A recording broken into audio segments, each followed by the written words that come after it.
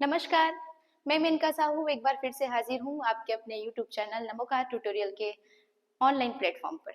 आज हम डिस्कस करेंगे यूनियन टेरिटरीज को। लास्ट वीडियो में हमने डाला हुआ था कि 14 राज्यों से 28 राज्यों का सफर कैसे तय हुआ।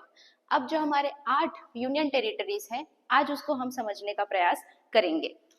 चलिए सबसे पहले तो ये देखते हैं कि भारत में कुल कितने यूनियन टेरिटरीज हैं। यूनियन टेरिटरीज अर्थात केंद्र शासित प्रदेश।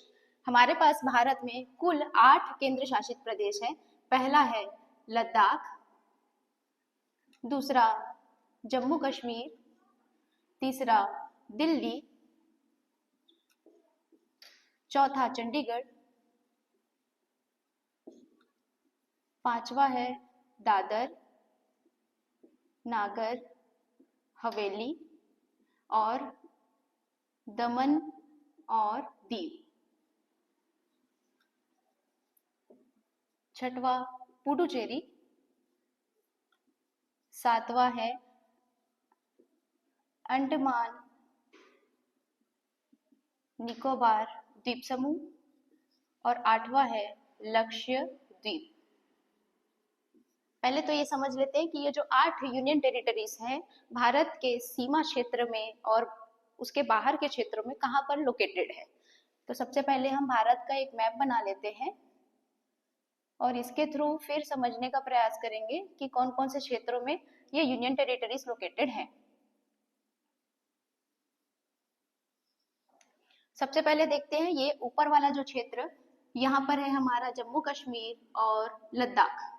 ये वाला क्षेत्र है हमारा दिल्ली, यहाँ पर है हमारा चंडीगढ़, यहाँ पर है हमारा दमन दीव, थोड़ी सी यहीं पर दूरी पर है दादर नागर हवेली। ये तमिलनाडु वाले क्षेत्र में कुछ यहीं पर समुद्र तट से लगा हुआ पुडुचेरी, ये अंडमान जो कि बे ऑफ बंगाल में है और ये है हमारा लक्षद्वीप। अब सबसे पहले तो ये समझते हैं कि फुल स्टेट के अलावा केंद्र शासित प्रदेश क्यों बनाया गया, क्या रीजन था कि भारत में केंद्र शासित प्रदेश बनाने की आवश्यकता पड़ी। तो जो ये हमारे 3 क्षेत्र हैं लद्दाख, जम्मू कश्मीर और दिल्ली, ये है हमारे राष्ट्रीय महत्व के क्षेत्र। राष्ट्रीय महत्व के क्षेत्र हैं, इस वजह से ये इनको यूनियन टेरिटरीज घोषित किया गया है, जैसे कि लद्दाख और जम्मू कश्मीर है। सबसे पहले तो ये समझते हैं कि जो जम्मू कश्मीर है वो 1947 से लेकर के 56 तक के बीच में भारत के 14 राज्यों में से एक राज्य था, जिसे 2019 में यूनियन टेरिटरी का दर्जा मिला। फुल स्टेट का दर्जा छीन करके यूनियन टेरिटरी बना लिया और इससे टूट करके एक अलग राज्य बनाया गया था लद्दाख, जबकि 1956 तक ये फुल स्टेट में 14 राज्यों में शामिल था। इसका रीजन ये है कि जम्मू कश्मीर और जो लद्दाख है ये सब जानते ही है, सर्वविदित है कि पाकिस्तान जो है जम्मू कश्मीर के कुछ क्षेत्रों को और लद्दाख के कुछ क्षेत्रों को मांग रहा है। इधर चाइना वाले भी परेशान कर रहे हैं, इस क्षेत्र में चाइना वाला परेशान कर रहा है, इधर पाकिस्तान परेशान कर रहा है और आए दिन आतंकी घटना वहां पर होते रहती है। और एक तरह से ये जो मैप हम लोग जो देख रहे हैं, हम लोग अपनी भूमि को भारत माता के नाम से जानते हैं और भारत माता मानते भी हैं और ये भी मानते हैं कि जो जम्मू कश्मीर और लद्दाख वाला क्षेत्र है ये भारत माता का सर है। हम जो भी जवान है यहाँ, जो जवान तैनात है, वो ये कहते हैं कि हम भारत माता का सर कभी नहीं देंगे, न पाकिस्तान को देंगे न ही चाइना को देंगे। इसलिए ये जो क्षेत्र है ये राष्ट्रीय महत्व का क्षेत्र है, एक प्रकार से भारत माता का सर है जो कि हमारे गर्व का हिस्सा है। साथ ही यहाँ की जो हसीन वादियां हैं और यहाँ पर जो दर्रे हैं, व्यापारिक दर्रे हैं, जिसे बहुत से देशों में और बहुत से राज्यों के साथ हमारे व्यापारिक संबंध है, इस हिसाब से ये बहुत ही इकोनॉमिक राज्य हैं।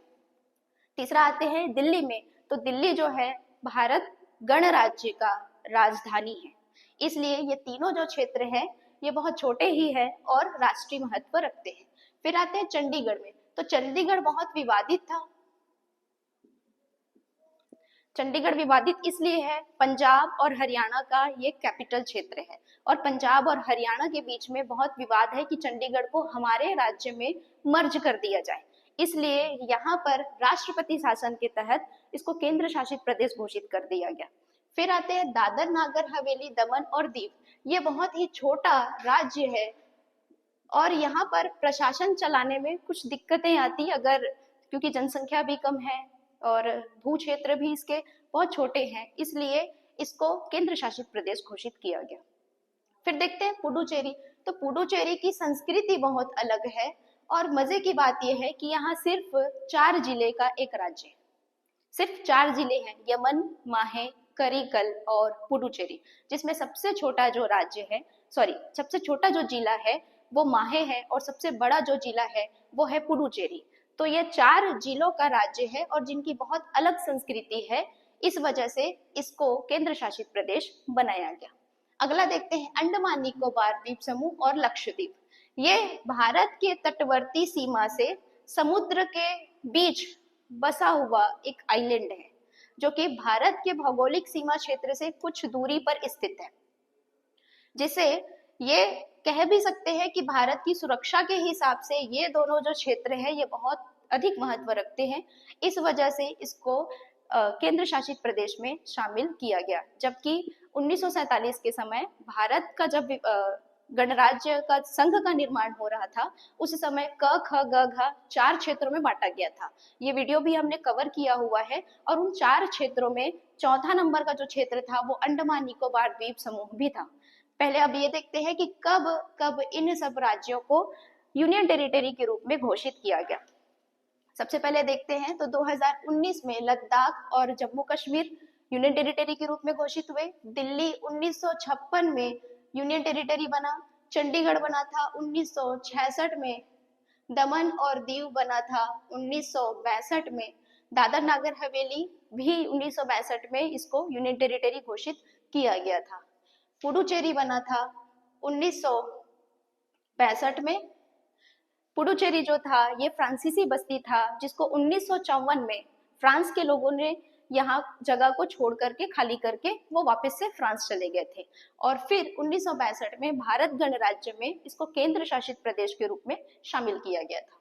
अंडमान निकोबार द्वीप समूह और लक्षद्वीप ये 1956 के समय भारत गणराज्य का केंद्र शासित प्रदेश बना था।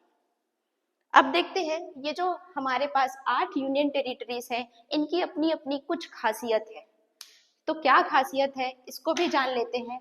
सबसे पहले ये देखते हैं कि इन 8 राज्यों का शासन प्रशासन किसके हाथों में होता है। तो जो 8 राज्य हैं, यहाँ पर जो शासन प्रशासन होती है वो राष्ट्रपति शासन के अनुसार चलती है, अर्थात वहाँ का शासन प्रशासन या तो राज्यपाल देखते हैं, या तो उपराज्यपाल देखते हैं, या तो फिर प्रशासनिक जो सीईओ होते हैं उनके हाथों में होता है। परंतु हमारे पास 3 ऐसे यूनियन टेरिटरीज है जिनकी अपनी विधानसभा है। कौन कौन से राज्य हैं? वो राज्य है जम्मू कश्मीर, जिनकी अपनी विधानसभा है और धारा 370 हटने के बाद पहली बार अभी चुनाव हुआ है, हालिया चुनाव हुए हैं और यहाँ के जो मुख्यमंत्री हैं अमर अब्दुल्ला जी, अमर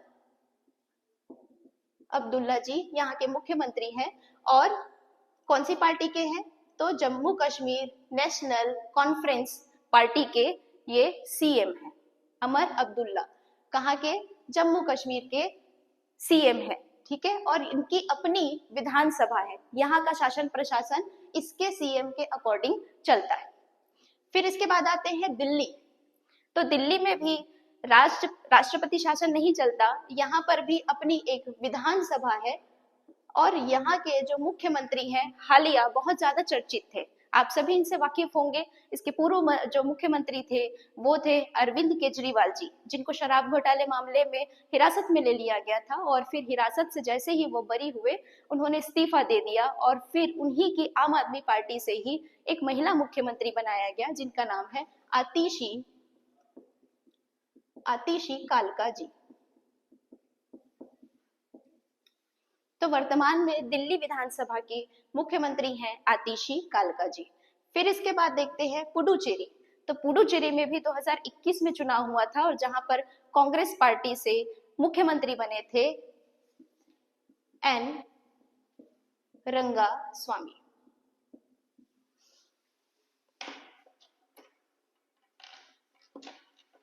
तो ये तीन हमारे पास ऐसे क्षेत्र हैं, जम्मू कश्मीर, दिल्ली और पुडुचेरी, जिनकी अपनी अपनी विधानसभा है और जिनका शासन प्रशासन वहां के मुख्यमंत्री ही देखते हैं।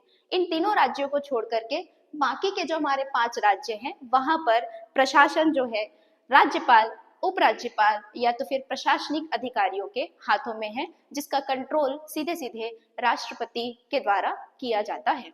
ठीक है, नेक्स्ट फिर देखते हैं यहाँ पर हाई कोर्ट की बात कर लेते हैं। शासन प्रशासन की बात निकली है तो यहाँ पर शासन प्रशासन की बात निकली है तो यहाँ पर देख लेते हैं कि न्यायपालिका को कौन देखता है। सॉरी, ये उमर अब्दुल्ला है, ये अमर अब्दुल्ला लिखा हुआ था, ये उमर अब्दुल्ला जी हैं जो कि जम्मू कश्मीर नेशनल कॉन्फ्रेंस के पार्टी के मुख्यमंत्री बने हुए हैं। ठीक है, हाई कोर्ट की बात कर लेते हैं। प्रशासन भी हो गया, अब यदि न्यायपालिका की जरूरत पड़ी तो वो न्यायपालिका के लिए कहाँ पर जाएंगे? तो हमारे पास में जम्मू कश्मीर एक ऐसा राज्य है जिसका अपना हाई कोर्ट है।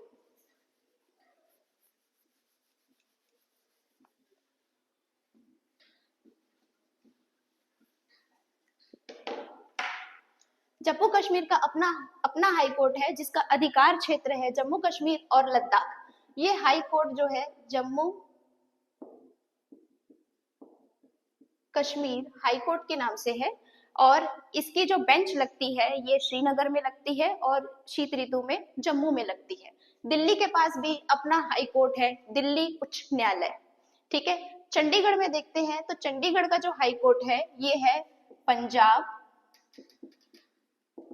एवं हरियाणा हाई कोर्ट। ठीक, फिर देखते हैं ये यहाँ पर है पंजाब और यहाँ पर है हरियाणा, ये दोनों और ये चंडीगढ़, तो 3 राज्यों का एक ही हाई कोर्ट है, पंजाब एवं हरियाणा हाई कोर्ट, जो कि लोकेटेड है चंडीगढ़ में। नेक्स्ट देखते हैं दमन दीव और दादर नगर हवेली, तो यहाँ पर है महाराष्ट्र और महाराष्ट्र में है बम्बई हाई कोर्ट। तो दमन दीव और दादर नगर हवेली ये लोकेटेड है बम्बई हाई कोर्ट के साथ में, यह बम्बई हाई कोर्ट का अधिकार क्षेत्र भी है। ठीक है, फिर इसके बाद आते हैं पुडुचेरी, तो पुडुचेरी जो है ये तमिलनाडु है। तमिलनाडु का जो हाई कोर्ट है मद्रास हाई कोर्ट, जिसे चेन्नई हाई कोर्ट के नाम से भी जाना जाता है। तो यहाँ के जो सारे केसेस होते हैं हाई कोर्ट वो है चेन्नई हाई कोर्ट। फिर इसके बाद लक्षद्वीप को देखते हैं, तो लक्षद्वीप के पास पड़ता है ये केरल और केरल में है Kochi high court, Kochi high court. Andaman Nicobar का देखते हैं तो अंडमान निकोबार का पड़ता है कलकत्ता हाई कोर्ट। तो केवल जम्मू कश्मीर और दिल्ली 2 ही ऐसे राज्य हैं जिनके पास स्वयं का हाई कोर्ट है, बाकी के जो राज्य हैं वो पूर्ण राज्यों के साथ एसोसिएट हैं और उनका जो केसेस है वो पूर्ण राज्य के कोर्ट देखते हैं। ठीक, इसके पश्चात देखते हैं कि ये जो अंडमान निकोबार द्वीप समूह है ये बहुत ही ज्यादा महत्व रखता है और ये लक्षद्वीप में कहते हैं कि लगभग 100 आइलैंड हुआ करते थे, धीरे धीरे वाटर लेवल बढ़ता गया इस समुद्र क्षेत्र में और बहुत से जो आइलैंड है ये डूब गए पानी में और कुछ ही आइलैंड यहाँ पर बचे हुए हैं। लेकिन बहुत ही पुराने समय में लगभग 100 आइलैंड यहाँ पर हुआ करते थे, इसलिए इसका नाम भी क्या पड़ा था, लक्षद्वीप पड़ा हुआ था। इस तरफ आ जाते हैं अंडमान निकोबार द्वीप समूह में। जब 1947 में भारत आजाद हुआ था उसके कुछ समय बाद जापानियों ने यहाँ पर हमला कर दिया था अपना अधिकार जमाने के लिए। लेकिन भारत की सुरक्षा की दृष्टि से, पहला कारण कि भारत की सुरक्षा की दृष्टि से, दूसरा यहाँ पर बहुत ज्यादा जनजाति विविधता पाई जाती है। ठीक है, और तीसरा चीज ये है कि भारत के तटवर्ती सीमा क्षेत्रों से ये बहुत पास पड़ता है और यहाँ के जो मछुआरे भी हैं वो यहाँ जाकर के एक स्टेशन भी बना करके रखे हुए हैं। साथ ही जो भारत की थल सेना है, सुरक्षा जो सेना है, डिफेंस एकेडमी जो है, तो वो थल और जल सेना वाले यहाँ पर लोकेटेड होकर के भारत के सुरक्षा करने में एक पहरे के रूप में काम करती है। इसलिए इस क्षेत्र को भारत के केंद्र शासित प्रदेश के रूप में शामिल किया गया था। एक मजे की बात और है कि अंडमान निकोबार द्वीप समूह में एक पहला चीज तो फेमस वहां पे रेन फॉरेस्ट है, दूसरा है वहां पर मड वोल्केनो। जो कि भारत का इकलौता मड वोल्केनो है।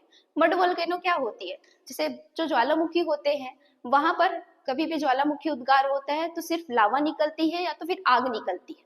पर ये ऐसा वोल्केनो है, जब ये उद्गार होती है तो यहाँ से सिर्फ मिट्टी और गैसें निकलती है। इसलिए ये जो मड वोल्केनो है उसे ज्वालामुखी कीचड़ क्षेत्र भी कहा जाता है।